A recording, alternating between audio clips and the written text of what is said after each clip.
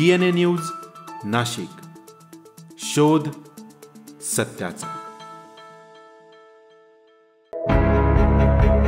नाशिकमधील उड्डाणपूल आणि मेट्रो प्रकल्पाला गती, खासदार राजाभाऊ वाजे यांचा महत्त्वपूर्ण पाठपुरावा।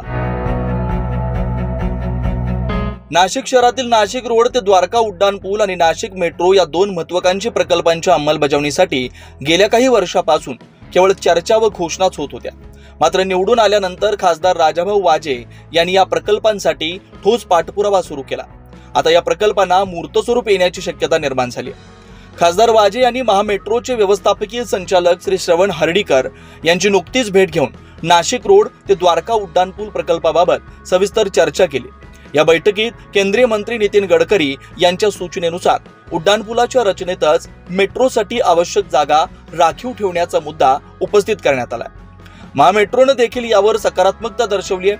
आवश्यकतेनुसार नाहरकत प्रमाणपत्र देण्याची तयारी दर्शवली आहे। गडकरी यांनी यापूर्वी झालेल्या बैठकीत सांगितलेलं होतं की राष्ट्रीय महामार्ग प्राधिकरणाच्या माध्यमातून उड्डाणपूल उभारण्यात यावा आणि त्यावर डबल डेकर स्ट्रक्चर करावं, ज्यामध्ये वरच्या स्तरावर मेट्रोसाठी व्यवस्था असावी।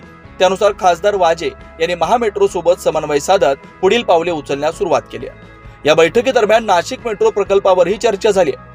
हर्डीकर यांनी सांगितलं की नाशिकसाठी प्रस्तावित असलेली मेट्रो हे रस्त्यावर चालणारी आधुनिक आर्टिक्युलेटेड बस मेट्रो प्रणाली असणार आहे। महामेट्रो या प्रकल्पासाठी आग्रही असून लवकरच पुढील टप्प्यांची बैठक 23 जून रोजी नाशिकमध्ये घेण्यात येणार आहे। या दोन्ही प्रकल्पांच्या अंमलबजावणीत यापूर्वी प्रशासनिक, तांत्रिक व राजकीय अडथळ्यांमुळे प्रगती झालेली नव्हती।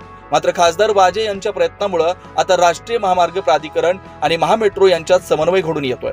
या प्रकल्पाची अंमलबजावणी झाल्यास नाशिकच्या वाहतूक व्यवस्थेला मोठा दिलासा मिळणार आहे। नागरिकांच्या दैनंदिन प्रवासात लक्षणीय सुधारणा होणार आहे।